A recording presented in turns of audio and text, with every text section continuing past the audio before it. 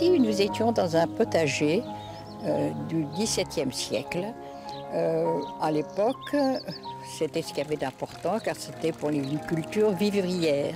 Le potager était alimenté par un bassin qui était en plein milieu, qui était un bassin en granit avec l'eau qui arrivait depuis des canalisations venant de la colline. Et évidemment, ces canalisations étaient mortes, d'autant plus qu'elles étaient en partie en bois. Et ce n'est que très récemment que le bassin a été remis en eau.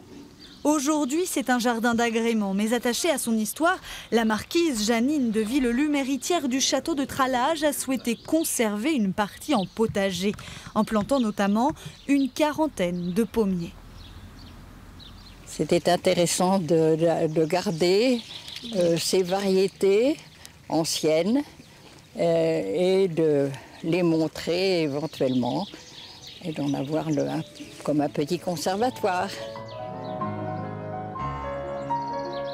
C'est une petite anecdote qui remonte à l'époque d'Henri IV, lorsqu'il était venu en Limousin, un jour de grande chaleur comme aujourd'hui, et il avait soif et il a vu une pomme sur le rebord d'une fenêtre, qu'il a croqué la pomme, et en son souvenir, avec une certaine déformation, la pomme s'est appelée la Delestre.